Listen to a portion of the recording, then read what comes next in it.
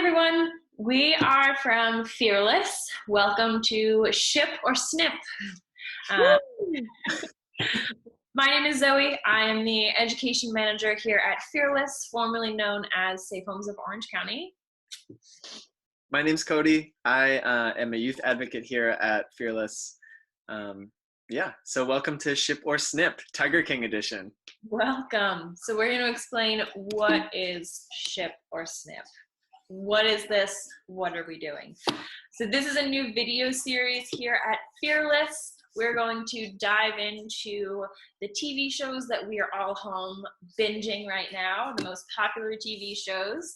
And we are starting with Tiger King. And we're going to dive into the relationships. We're going to decide, are they healthy? Are they unhealthy? Do we ship them or do we snip them? Now, Cody, what does ship mean? Ship. So ship is a slang word that we use when we want to ship a relationship. So for instance, let's say you have two friends and they start talking or texting, or they are beginning a relationship, and you, as the person that is looking on to that, approve of that relationship, you are going to ship them. You're going to put them on that ship and they're going to fall in love and they're going to be happy together. Snip, I think that's pretty self-explanatory. We're gonna cut them off. We don't want them in our lives. We don't want them together. We don't approve. We don't want it. So today we're talking about Tiger King. We are specifically talking about Joe Exotic, John Finley, and Travis Maldonado and their three-way marriage. We are going to discuss their relationship. Is it healthy? Is it unhealthy? And we're going to decide, do we ship them or do we snip them? Yes. You ready? So Joe Exotic did have multiple husbands, but we are specifically going to be talking about the relationship with John Finley and Travis, just so we can narrow in. And this is also the relationship that is seen most in the series. So we want to talk about it, and so know that we're not forgetting about any of the other husbands, but we want to just zero in on these three. So let's get started. Beautiful. So here we have signs of a healthy relationship and signs of an unhealthy relationship.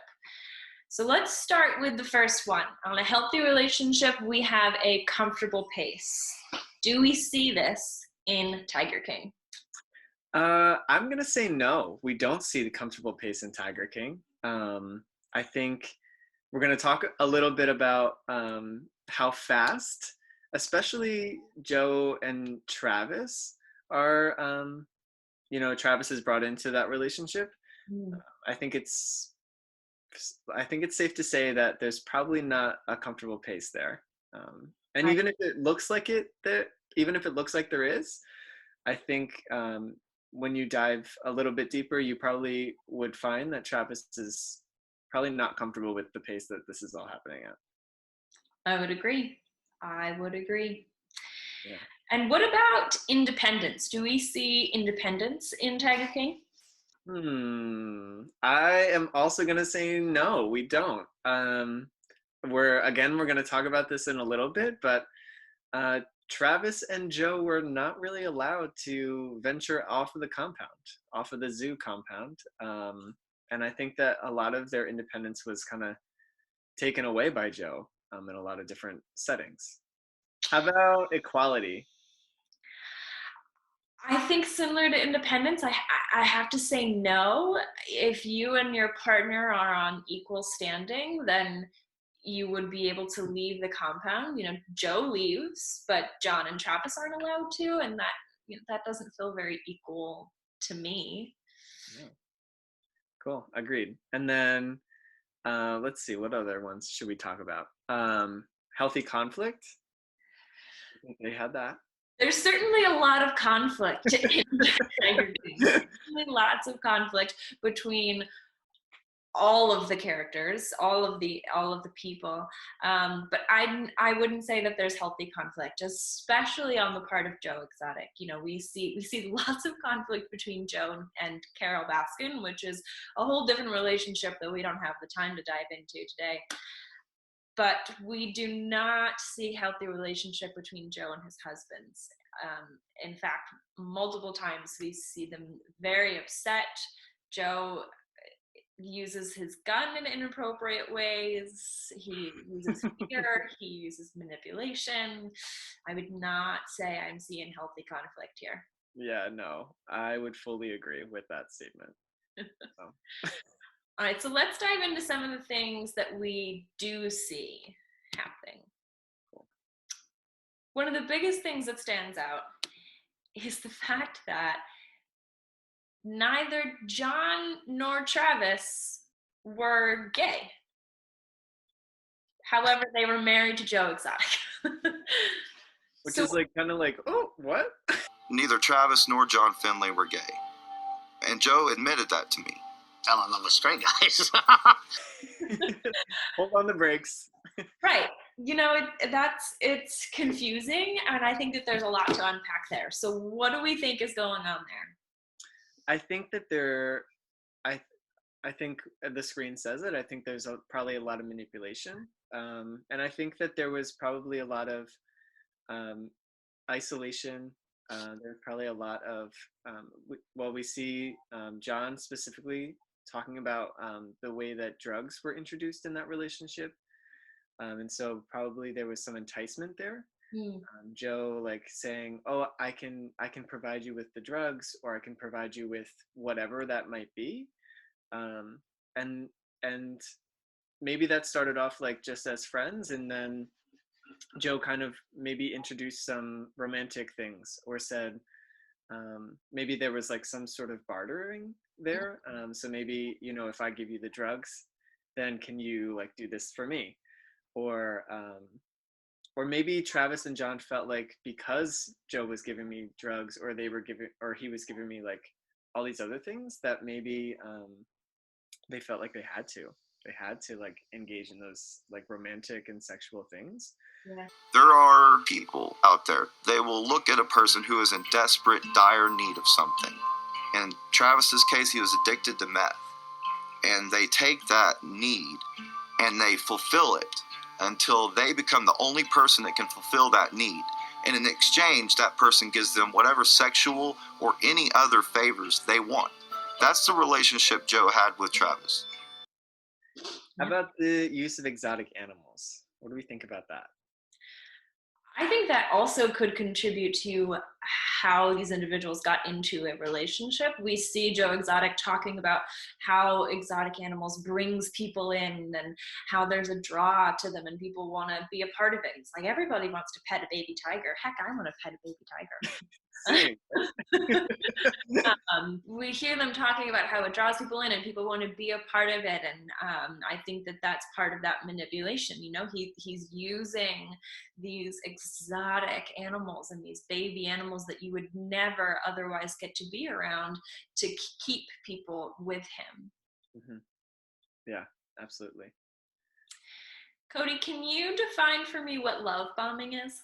Absolutely. So love bombing is the process of which an abusive partner will kind of shower you with all the gifts. They will shower you with all the love.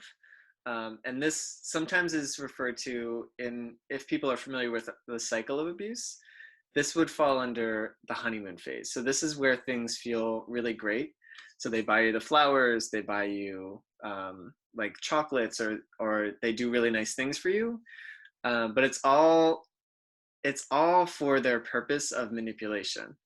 So in Tiger King specifically, we see Joe buying gifts for Joe and Travis, like cars or four-wheelers, or I think at one point they bought guns for them, or like even the drugs. Mm-hmm. Those things could be a way that Joe kind of like love bombs John and Travis into like kind of staying in that relationship a little bit and making it seem like it might be healthy. But it's all for the purpose of manipulation. So eventually in our cycle, it's going to lead to some sort of tension or a phase where someone feels like maybe they're walking on eggshells, and they don't really know what's going to happen next, but they know it's not going to be good. And then next it kind of leads into that incident. So some sort of abusive incident happening in that relationship, whether that's verbal abuse or physical violence or emotional abuse, anything like that. And then it kind of goes back into a reconciliation or blame phase where someone might say, I'm sorry, or they blame you for their actions or their behaviors in some way. And then it falls back into this honeymoon phase. So this is where love bombing can take place. If they wanted it, they got it. I mean, all they had to do was ask. And I think that's how he kept them close to him. I don't know how much love was involved, but I'm sure it was the cars that he bought John Finley, the guns he bought John Finley, the four-wheelers he bought John Finley. He was showering me with gifts and stuff. He bought me a truck. Actually bought me like 4 or 5 different trucks. We see a lot of the tensions phase on the part of Joe. We see him very upset. We see him acting out. We see him verbally accosting people on the compound, and people very confused. I think even Travis at one point, you can see him saying, like, I just don't know what he wants from me. I don't know how to make him happy. I don't know what to do. And that's that like tensions phase where you're just so unsure of how to make that person happy. Is he trying to make me blow my top? I don't know. I don't know what he wants. And you're right, that fuels into that cycle between that tension, some sort of incident, and then just some sort of apology, and then this gifts. Just stay with me. Mm-hmm. Yeah, absolutely. Intensity and volatility. Yes. I think we see that a lot, both inside their relationships and outside their relationships. Yeah, I find it hard to believe that there's anyone more intense than Joe Exotic. His mood swings are significant. Just every situation he just responded with such intensity, whether that's directly towards John Finley and Travis, or if that's regarding like something that Carol Baskin has done, or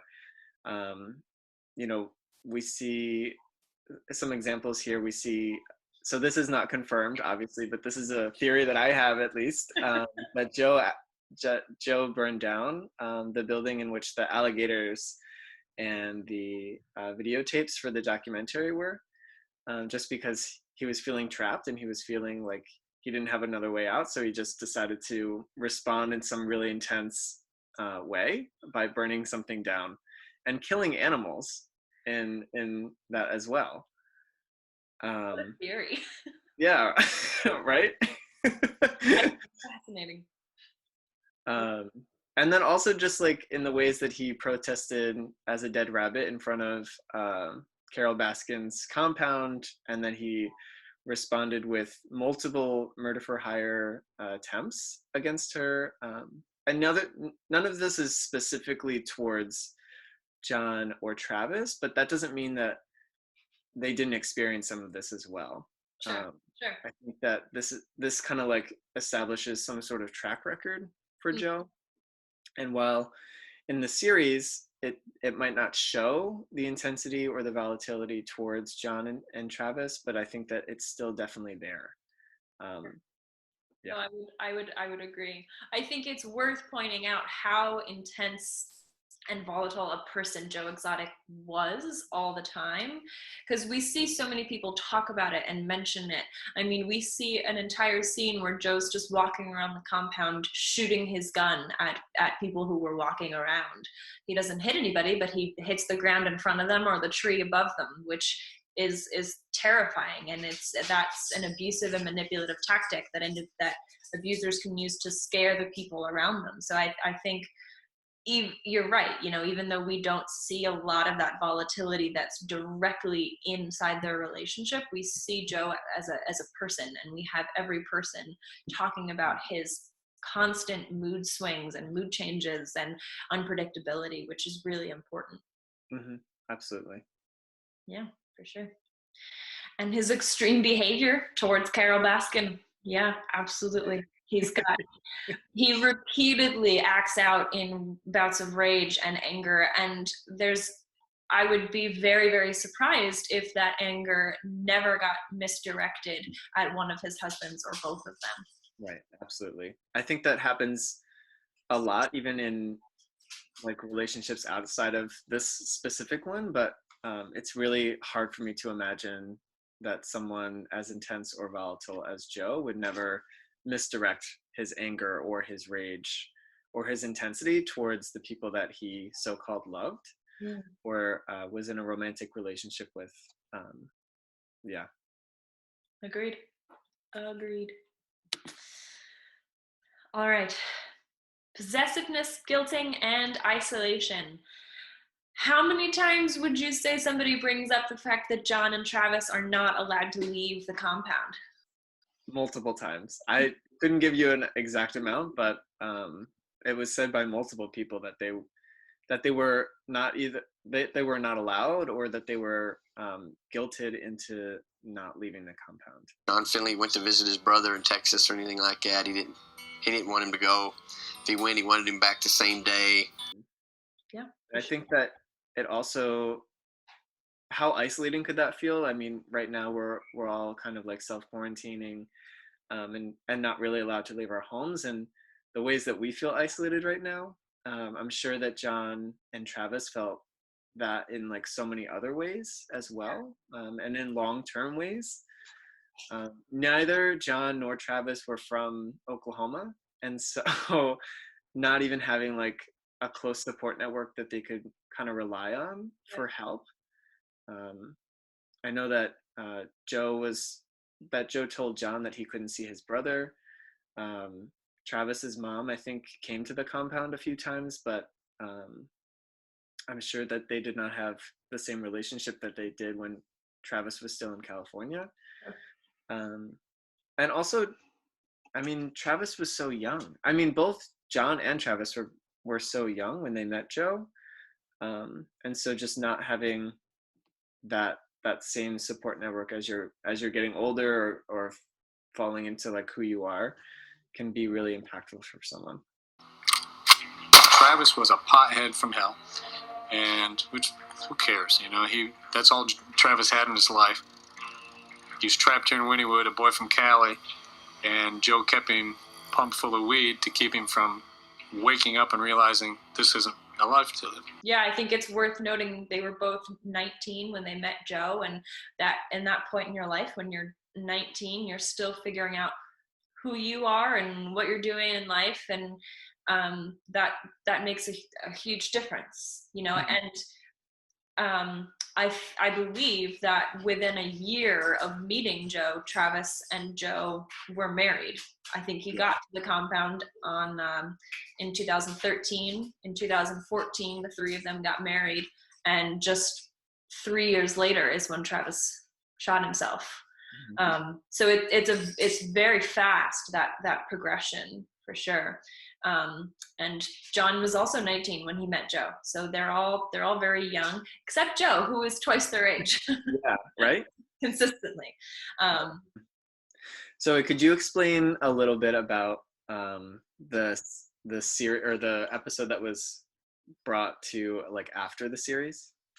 Yeah. So there's Tiger King, the episodes that were released initially all together, and then I think it was a week, maybe 2 weeks later, they released another episode on Netflix, and that episode is interviews with people like John Rinke, John Finley, people who were on the compound, and it's a very interesting episode because the individuals get to speak about how they were portrayed and if they had issues with how they were portrayed.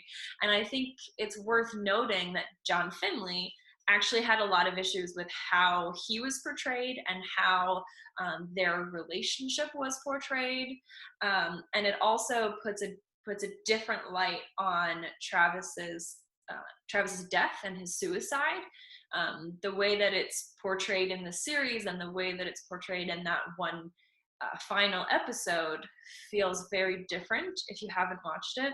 So I would encourage everybody to watch it and then to look at it from that other view and get that different experience, because it might change your mind a little about some things. Yeah. Cool. So how about deflection of responsibility and belittling? Oh, I think we see that all the time. Nothing was ever Joe Exotic's fault, right? He was the king. He was the Tiger King, and everything was his, and he was the most famous, and he was the greatest. And so we see that narcissism throughout the series. Everything was Carol Baskin's fault. Mm-hmm. Everything. Nothing was ever Joe's fault, right? Nothing. I think like one of the starkest examples of this is when for the documentary they were taking photos of Joe, and they put him on like this throne and had like the whole shebang, and Joe just ate that whole bit up, and he just was thriving. And I think he like sat in his office for hours and would just like look at these photos of himself and just bask in how great he was, and how how he was really the king of tigers, and how he was the king of his compound. And I think that just like is very just narcissistic in a lot of ways, and really like shows to the level of control and the level of power that he had, at least he thought that he had over everyone in his life and everyone that he was like surrounded with. Yeah. So when we are talking about abusive relationships and when we're assessing for abuse in relationships, what we're assessing for is power and control in relationships. Abusers will engage in manipulative behaviors in order to gain power and control over the individual in that relationship. So Cody, do we see power and control in Joe Exotic's relationships with his husbands? Absolutely. Undoubtedly, there is definitely a power imbalance in that relationship. I think just everything that we've talked about so far, so manipulation and isolation and belittling and deflection of responsibility, all those different types of things come together in this relationship and just really showcase power and control in really powerful ways, or really impactful ways, for viewers to see played out on a screen. I agree. I think we've talked a lot about the way that Joe Exotic controls and manipulates his husbands, and I think that we have clearly laid out that this is present. Yeah.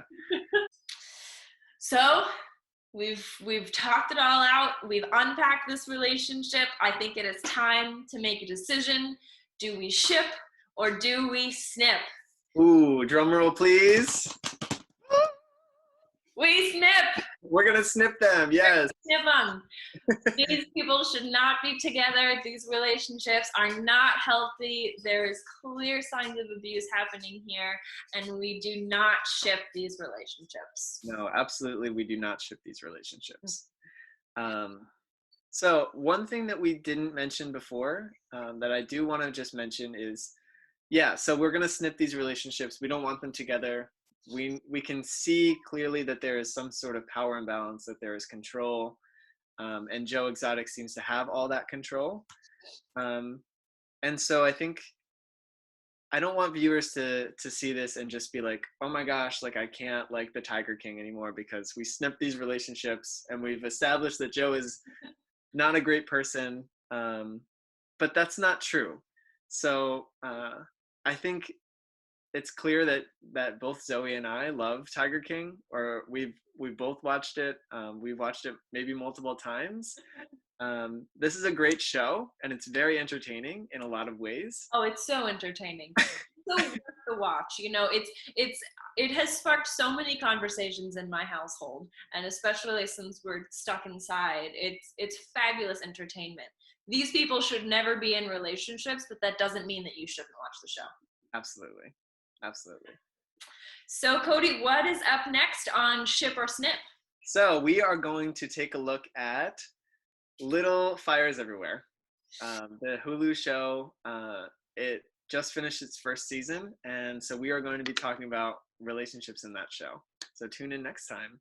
Exciting. And don't forget to subscribe, because you want to make sure that you are able to keep up with the new episodes that we're putting out, because they're going to be fun. They're going to be entertaining. We're going to have a lot of fun. We're going to look at a lot of different TV shows. So subscribe. Tune in next week and subscribe to our channel. Beautiful. Thanks, everyone. Bye.